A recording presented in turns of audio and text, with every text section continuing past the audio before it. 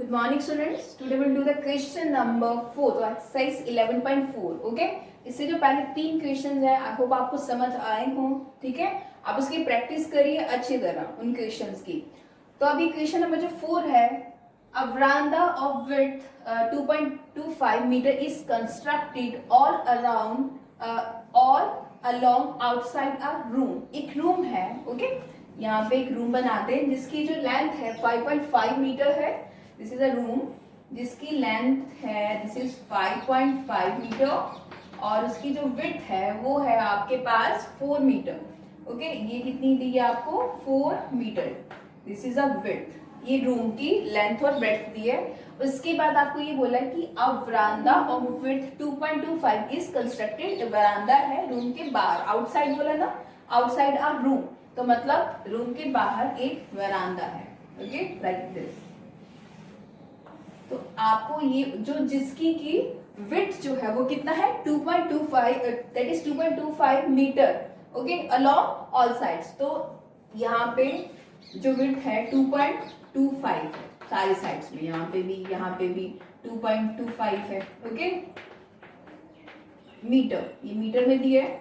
तो आपको ये कहा गया है यहाँ पे दो पूछे एरिया ऑफ द वरांदा. आपको जो एरिया है वरांदा का वो निकालना है. सो इट मीन्स आपको ये चीज फाइंड करनी है. ठीक है, ये अब इस टाइप की शायद आपने बहुत सारे क्वेश्चंस कर लिए, 3 क्वेश्चंस कर लिए, तो आपको आई होप आपको समझ आया हो कि इस टाइप के क्वेश्चंस कैसे करने हैं. अब यहाँ पे देखिए मैं इसकी नेमिंग कर देती हूँ. इसको ABCD नाम दे देते हैं. ठीक है, और इसको EFGH, वो आपकी मर्जी है आपको क्या नेमिंग देनी है इनको. तो चलिए अब सबसे पहले हम क्या निकालेंगे, इसका एरिया ऑफ वरांदा निकालेंगे. सबसे पहले एरिया ऑफ रूम निकाल लेते हैं. तो ऑब्वियसली मुझे एरिया ऑफ वरांदा तो कैसे निकालना है, ये बड़े वाले रेक्टेंगल में से ये जो छोटा वाला ये रेक्टेंगल है अगर ये माइनस करूंगी तो एरिया ऑफ वरांदा आ जाएगा. तो पहले हम इसका निकाल लेते हैं एरिया ऑफ EFGH. ठीक है, तो मैं निकाल लेती हूँ. यहाँ पे सोल्यूशन करते हैं. तो area of EFGH. Okay, so we know the formula that is length into width. तो लेंथ कितनी है 5.5, दिस इज 5.5 और इसकी जो विड्थ है वो कितनी है आपके पास 4. ठीक है, तो आप क्या करेंगे 55 4 5 4 जा 20 और 20 प्लस 2 दैट इज 22 और डिनोमिनेटर में 10 है. तो यहाँ पे 5.5 है. तो अगर मैं यहाँ पे 10 लगा दूं तो टोटल मेरा कितना रहेगा 22 और इक्वेशन मीटर में है तो आप मीटर स्क्वायर करेंगे यहाँ पे. ओके, आपने एरिया ऑफ EFGH निकाल दिया. It means that area of room. अगर आपको यहाँ पे लिखना है तो आपने क्या लिख दीजिए एरिया ऑफ रूम निकाला आपने. अब मुझे एरिया ऑफ ABCD निकालना है. ठीक है, आउटसाइड द वरांदा. तो दैट इज एरिया ऑफ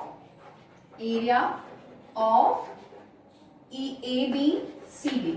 अब ये निकालने के लिए मुझे इसकी लेंथ और विड्थ तो चाहिए, बट मेरे पास तो ना तो इसकी लेंथ है और ना ही इसकी विड्थ है. तो वो करने के लिए लेंथ, ठीक है, जो न्यू लेंथ होगी that is new length. It means that AB, आपका इसका नाम मैंने AB दिया ना, ये दैट इज AB. तो आप कैसे करेंगे, अब ये देखिए यहाँ पे ये तो इतना तो 5.5 है. इससे जो पहले वाला क्वेश्चन करा था जो आपकी प्रीवियस वीडियो थी, तो तब मैंने क्या करा था सब्ट्रैक्ट करा था क्योंकि उसमें AB दिया था, मुझे EF पता करना था. तो मैंने यहाँ से दोनों साइड का प्लस करके टोटल में से सब्ट्रैक्ट कर दिया था. बट यहाँ पे क्या करना पड़ेगा, अब मुझे बाहर जाना है आउटसाइड, तो मुझे इसमें एडिशन करना पड़ेगा दोनों साइड का. तो इट मीन्स दैट यहाँ पे न्यू लेंथ कितनी हो गई आपकी, आप क्या करेंगे यहाँ पे इतना 5.5.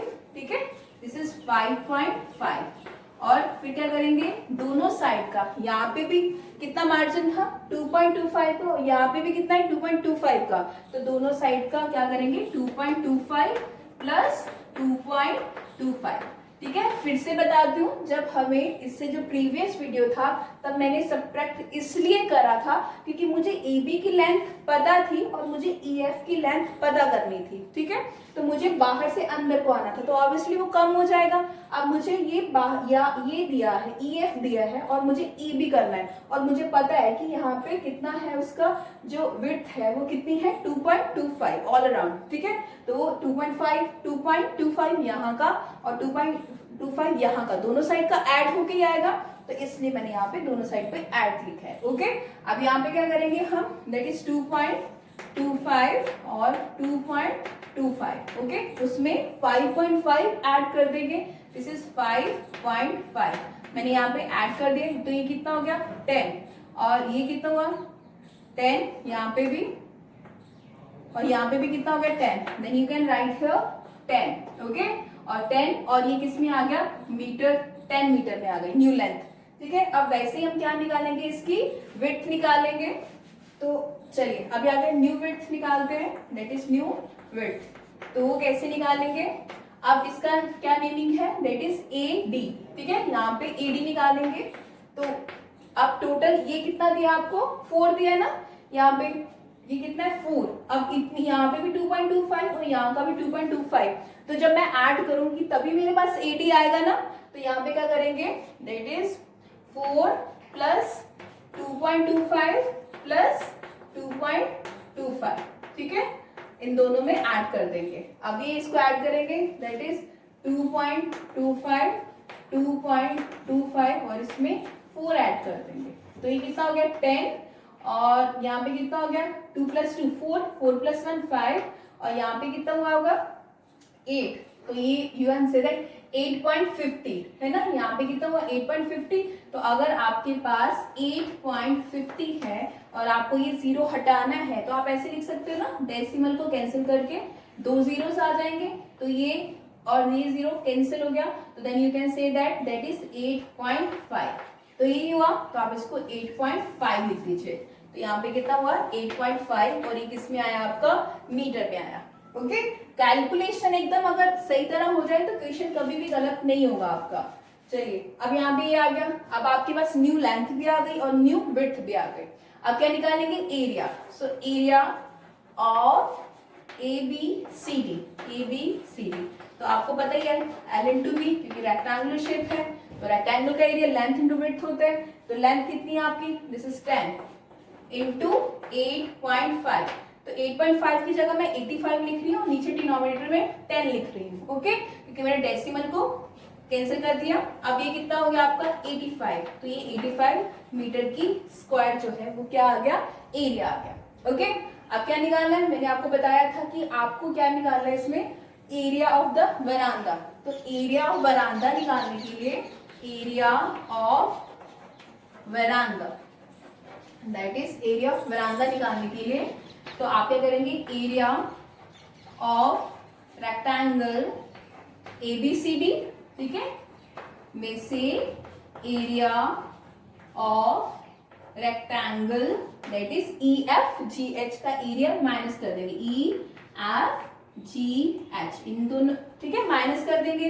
तो ये कितना आएगा आपका, area of rectangle is area of rectangle, so ABCD है ना, ABCD दैट इज 85। तो यहाँ पे कितना आएगा 85, उसे माइनस कर दीजिए EFGH। तो EFGH that is area of EFGH, ये था ना आपका EFGH दैट इज 22। ठीक है, 22। अब 5 में से 2 गए 3, 8 में से 2 गए, तो ये कितना हो गया 6, 63 मीटर की स्क्वायरिंग। ठीक है, तो ये आपने इसका एरिया फाइंड किया। तो आपको सबसे पहले में तो यही निकालना था, area of the, sorry this is area of the veranda. तो आपने एरिया ऑफ वरांदा इसका फाइंड कर दिया। अब नेक्स्ट में बोला था cost of cementing the floor of the veranda. तो कॉस्ट निकालनी है आपको, उसके जो वरांदा है उसको सीमेंटिंग करना है, उसका कॉस्ट निकालना है। तो आपको ये दिया है veranda at the rate of ₹200 per metre square. The cost of 1 metre square, cost of 1 metre square, तो कितना दिया है 200। ठीक है, 200 रुपीज। अगर 1 मीटर स्क्वायर है तो 200 रुपए लगते हैं। तो आपका जितना एरिया है उस हिसाब से पैसे लगेंगे। तो कॉस्ट ऑफ 63, तो आप लिखिए कॉस्ट ऑफ 63 मीटर की स्क्वायर। तो वो करने के लिए क्या करेंगे, 200 में 63 मल्टीप्लाई कर देंगे। ठीक है, तो ये कितना हो गया आपका 63 को 2 से मल्टीप्लाई करेंगे, 3 2 6 और 6 2 12। तो ये कितना हो गया आपका 126, और ये 2 0 साथ में आ जाएंगे, और इतने रुपीस आपके लगेंगे। ठीक है, तो कितना हो गया 12,600 रुपीज। ठीक है, सिंपल सा क्वेश्चन था, सिंपल, हमें इनको सिर्फ समझना है अच्छी तरह क्वेश्चंस को, और वीडियोस को अच्छी तरह अगर आप देखते हो कि हाँ कि मैंने यहाँ पे क्या करा है, तभी एग्जैक्टली आपको समझ आएगा क्वेश्चंस का। ओके, अब इसका नेक्स्ट क्वेश्चन देखते हैं। See the question number 5। ठीक है, अब ये वाला इस टाइप का क्वेश्चन अभी जस्ट इस क्वेश्चन में इसमें आया, क्वेश्चन नंबर 5 में आया है। तो अब इसको ध्यान से देखिए।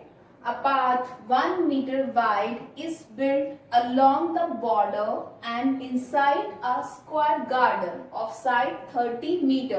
एक स्क्वायर गार्डन है, तो सबसे पहले स्क्वायर क्या होता है, इसकी चारों साइड जो है वो क्या होती है, इक्वल होती है। ठीक है, तो वो कितना दिया आपको, 30 मीटर। तो इट मीन्स दैट यहाँ पे भी 30 मीटर, यहाँ पे सारी साइड्स कितनी है, 30 है। ठीक है, बिकॉज स्क्वायर की तो चारों साइड्स कितनी होती है, 30 ही होती है। ठीक है, दिस इज 30, ये भी 30 है। ठीक है, ये आपको पता है कि इसकी सारी साइड्स कितनी होती है, 30 होती है। ठीक है, चारों साइड्स। अब ये कहा गया, a path 1 metre wide is built along the border and inside a garden. ठीक है, इसको करने के लिए मुझे डायग्राम एक बार फिर से बनाना पड़ेगा, क्योंकि इनसाइड बनाना है। ठीक है, थोड़ा सा बड़ा बनाते हैं हम। एक स्क्वायर है, ठीक है, तो जिसकी जो साइड है दिस इज 30, दिस इज 30, और सारी साइड्स कितनी है, 30 मीटर है, 30 मीटर, और दिस इज 30 मीटर। अब a path 1 meter wide is built along the border and inside, इसके स्क्वायर के अंदर बोला है। ठीक है, तो स्क्वायर के अंदर लाइक यहाँ पे, ठीक है, यहाँ पे एक गार्डन है। A path 1 meter wide is built along the border and inside a square garden। अच्छा ठीक है, ये स्क्वायर गार्डन था, तो इसके यहाँ जो पाथ है जो इसका दिया है, वाइड कितना है, 1 मीटर। ठीक है, सारी साइड्स पे, ये आपको पता है। ठीक है, along the border and inside a square garden of a side 30 metre. अब आपको फाइंड क्या करना है, सबसे पहले ये आपको पता चल गया ना, इनसाइड में इसके अंदर के बनाए, जिससे पहले क्वेश्चंस थे हम जो पाथ था वो बाहर, ठीक है, बाहर को बनाते थे, बट यहाँ पे क्या है, इनसाइड। मतलब ये जो स्क्वायर था, ये पहले इसका नाम लाइक ABCD इसका नाम दे देते हैं, तो उसके अंदर है ये। ओके, अब ये कहा गया है कि सबसे पहले एरिया ऑफ द पाथ, आपको एरिया ऑफ पाथ निकालना पड़ेगा, और उसके बाद the cost of planting grass in the remaining portion of garden eight the rate of 40 पर मीटर स्क्वायर। और ये जो ये है ना, ये वाला इसका यहाँ पे क्या करना है, the remaining portion of garden eight the rate of 40, that is cost of planting the grass. यहाँ पे ग्रास प्लांट करना है तो उसकी कितनी कॉस्ट लगेगी। ओके, तो इट मीन्स दैट कि इसका भी एरिया पता होगा तो तभी कॉस्ट निकाल सकते हैं ना। तो वो करने के लिए सबसे पहले मैं एरिया ऑफ ABCD निकालती हूँ। तो आप सबसे पहले क्या निकालेंगे, एरिया ऑफ ABCD। ठीक है, और ये कौन सी शेप है, दैट इज स्क्वायर है, तो ये कितना होगा इसका, साइड इंटू साइड।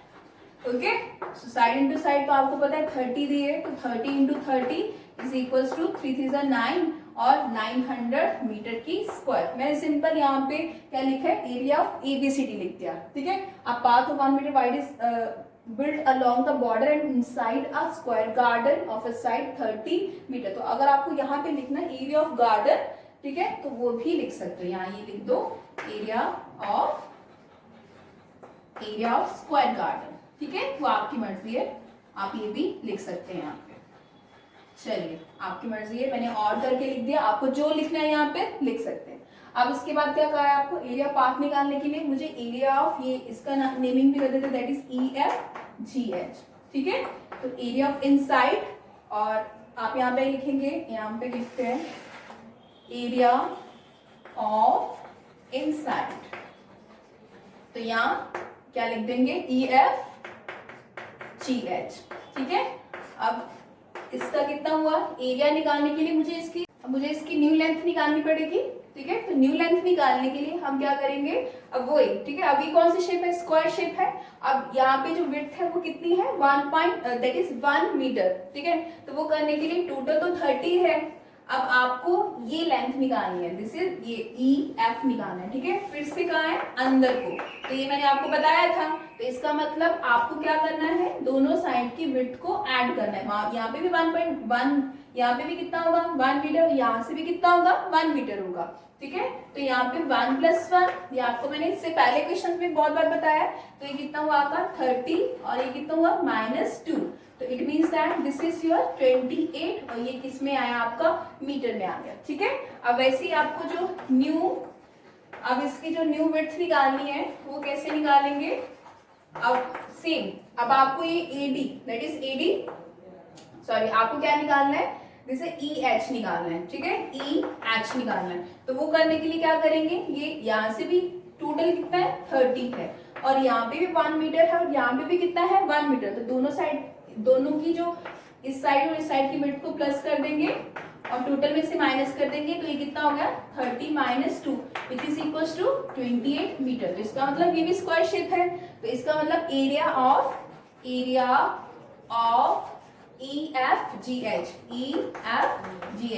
वही हो गया side into side, side into side. तो ये कितना हो गया 28 इंटू 28। तो इसको मल्टीप्लाई करेंगे 28 को 28 से, तो ये कितना हो गया 6। तो ये कितना हो गया, और ये कितना 8 to the 16 और 2 to the 4 5। तो ये कितना हो गया आपका 784। तो ये कितना हो गया 784 और ये किस में आएगा मीटर की स्क्वायरिंग में आ जाएगा। ओके, आपने एरिया ऑफ ABCD भी निकाल दिया और area of that is EFGH भी निकाल दिया।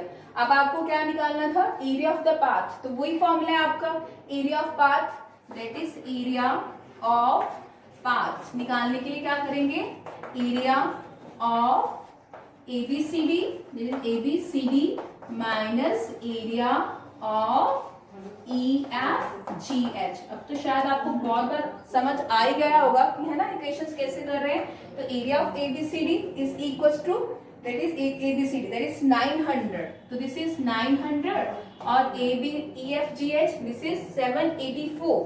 तो दिस इज 784। तो अब क्या करना है 900 में से 784 सब्ट्रैक्ट कर दीजिए।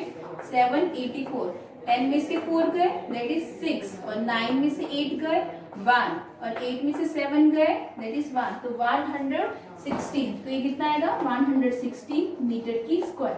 तो ये तो आपने इसका क्या निकाला है, एरिया निकाला है। ओके, अब हमें निकालना क्या है इसमें, the cost of planting the grass. मतलब ये जो है ना, यहाँ पे अगर प्लांट ग्रास लगाई जाए तो इसकी कितनी कॉस्ट होगी, ठीक है। तो वो करने के लिए हम यहाँ पे करते हैं, तो कॉस्ट निकालने के लिए आपको पता ही है इसका एरिया चाहिए मुझे EFGH का, और आपने उसका एरिया यहाँ पे फाइंड किया हुआ है दैट इज 784। तो आप कहेंगे कॉस्ट ऑफ, इसका सेकंड पार्ट कर रही हूँ मैं, तो कॉस्ट ऑफ 1 मीटर स्क्वायर, तो 1 मीटर स्क्वायर। ओके, तो इसकी जो कॉस्ट थी 1 मीटर स्क्वायर की वो कितनी थी, तो इसकी कॉस्ट कितनी थी 40 पर मीटर स्क्वायर, ठीक है। तो cost of 1 metre square is equals to 40 rupees. अगर 1 मीटर स्क्वायर एरिया है 40 रुपीज लगेंगे, तो आपका कितना एरिया है दैट इज 784। तो यहाँ पे लिखेंगे कॉस्ट ऑफ 784 मीटर स्क्वायर। अगर इतना एरिया तो क्या करेंगे 784 को 40 से मल्टीप्लाई कर देंगे। ओके, सो 784 को आपने 40 से मल्टीप्लाई करा तो 4 4 द 16, ठीक है, और 3 और यहाँ पे 3 आएगा आपका, तो ये कितना आ गया 3136 31,360 रुपीज, ठीक है, 31,360 रुपीज, ठीक है। तो ये जो क्वेश्चंस है आप अच्छी तरह करिए। आपको कोई भी डाउट होता है तो आप मेरे से पूछिए, और ऑलमोस्ट मैं आपको सारे क्वेश्चन इसीलिए करवा रही हूँ क्योंकि मुझे पता है कि बच्चों को इन क्वेश्चंस में प्रॉब्लम रहेगी। Okay, thank you.